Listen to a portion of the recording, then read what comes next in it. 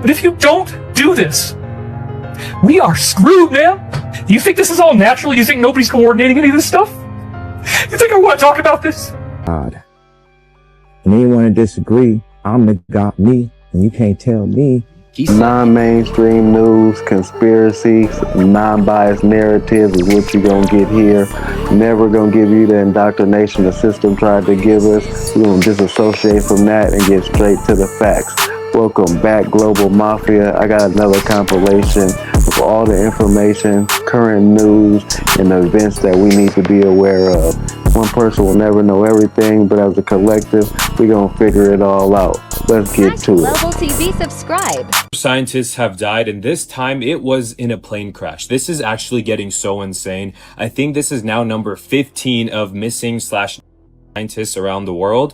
So not many people are talking about this one. I'll give you some of the details. It was a family of 4, and it was just them flying in the plane, and all of them died. So the father, he was a decorated veteran pilot, also an aerospace engineer and a defense researcher. He worked for NASA, contributing to 14 space missions. He later then worked in private defense research and aerospace consulting. And one of the sons, Andrew, he was 30 years old, and he was an up-and-coming research engineer and scientist at the University of Alabama. Now, speaking of Alabama, they were flying to Huntsville when the plane crashed. Now, Huntsville is also where Amy Eskridge was from, the scientist that I've been covering who died in 2022. She was working on anti-gravity, and she was saying that she was literally being targeted by a directed energy weapon for her work.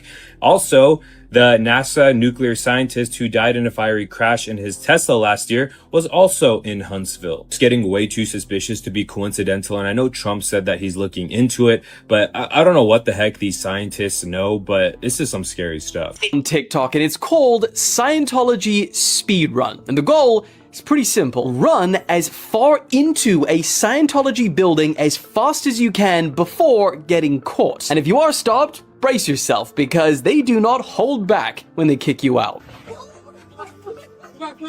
Get out! Get out! What are you doing? Get out of the building! Now! You're trespassing! Get out of the building! Get out! Get out! Stop it! Get out! Just get out! Just get out! Thank you!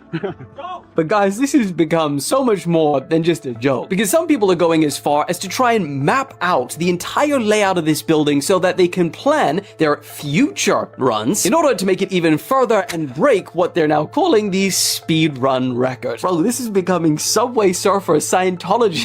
And it's not only that, because one group recently brought an air horn along with them to cause the biggest disturbance. Only thing I gotta say about that is they wasting all of that knowledge, energy, and collective frequency to that idiotic situation. But when it comes to Scientology, nothing is more idiotic than that.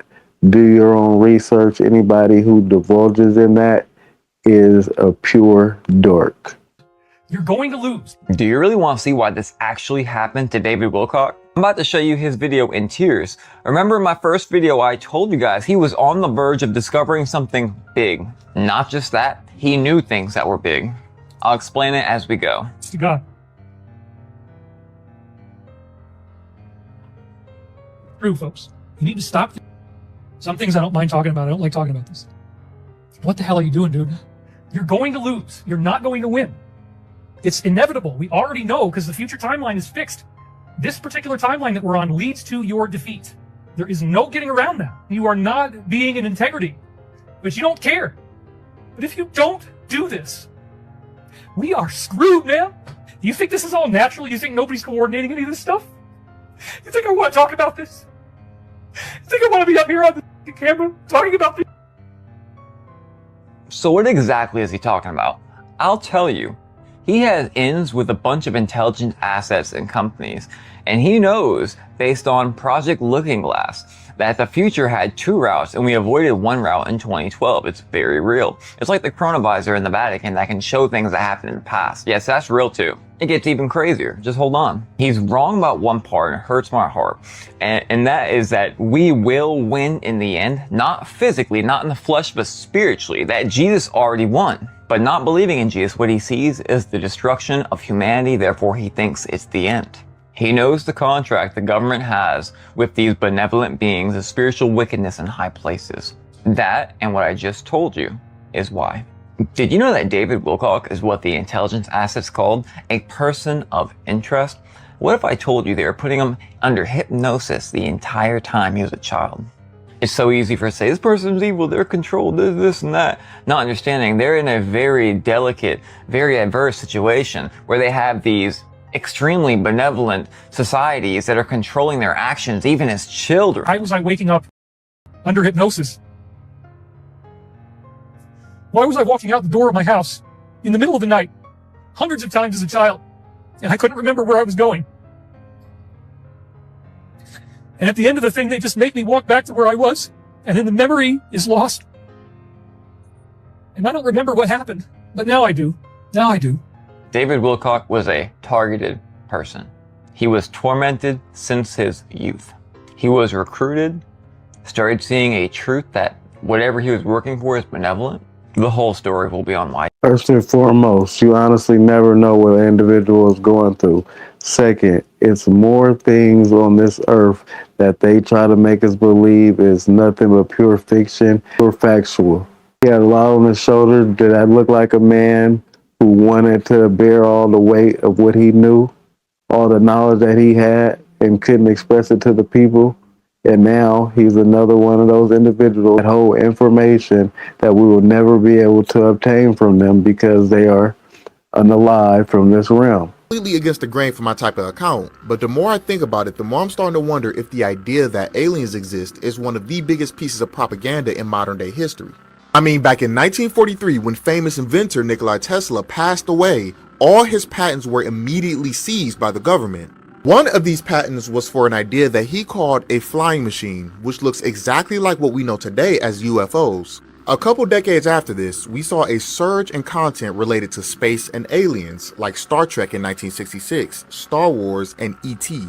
Well, what if this type of media was purposely pushed so that if anyone did see a UFO, they'd automatically think about aliens opposed to a more simpler solution that we as humans have that technology and it's just being hidden from us? Global Mafia, as always, I'm gonna be completely honest, that has been an idea I thought about going down the research and finding out the information about the Greys, the Palladians, and just trying to track back our history.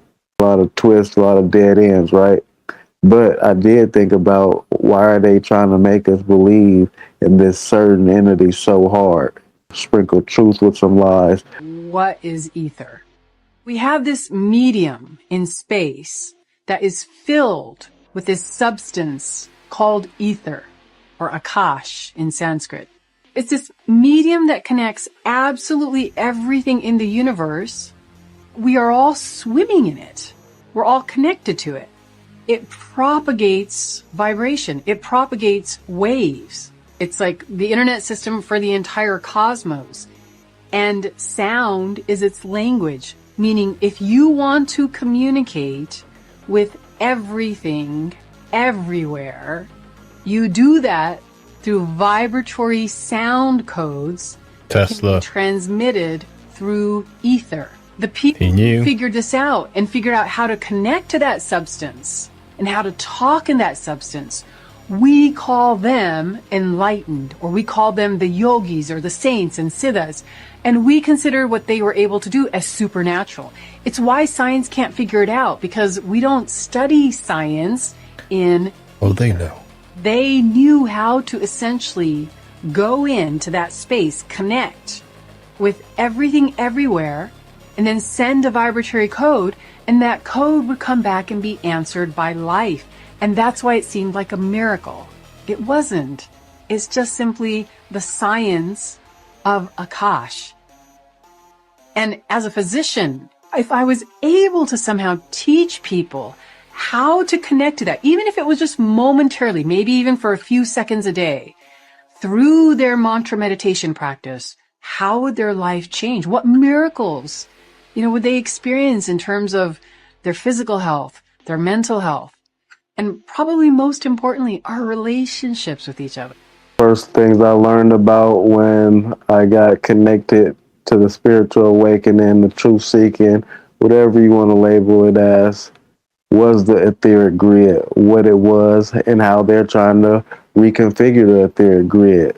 Entertainment purposes only, with the 5, 6G, and how it affects the nature. Feel becomes an emotion. That emotion becomes a vibration. That vibration becomes a magnet that attracts things to you. So you got to protect your mind, and you got to know it takes 3 minutes for your body to produce a hormone. Your thoughts produce chemicals. So you got a built-in CVS. You got a built-in pharmacy inside of your body. So when you think about something for 3 minutes or more, I'm great, I'm great, I'm great, I'm great. You said it. What's the word? What's the word? Dopamine. Dopamine. Your body is going to produce that naturally. 3 minutes or more with a thought that can activate that in your body. And then that chemical, that hormone becomes an emotion. That emotion becomes a vibration. That vibration becomes a magnet that attracts things to you. So create the world you want to live in, because you're creating the world that you're living in. So after selling their soul, Billie Eilish, before the fame, her music felt fragile, whispered pain, quiet sadness. Then the lyrics changed.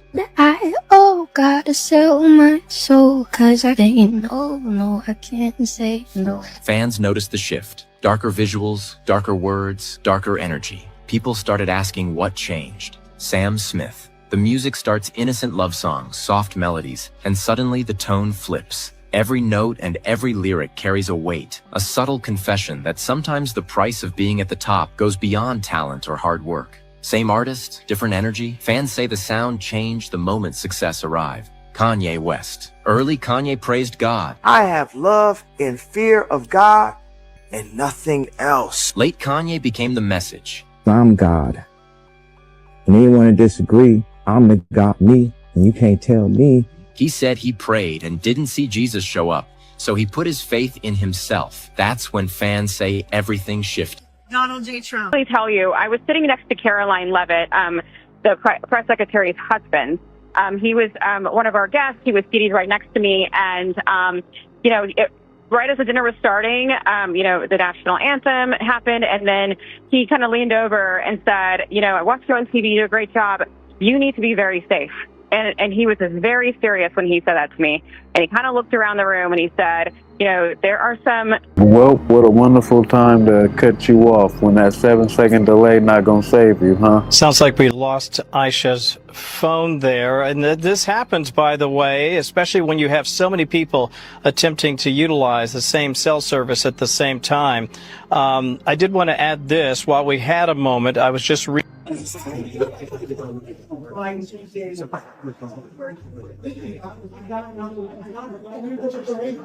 This one right here, it don't sit right. There's actual video proof of her saying things before she ultimately died.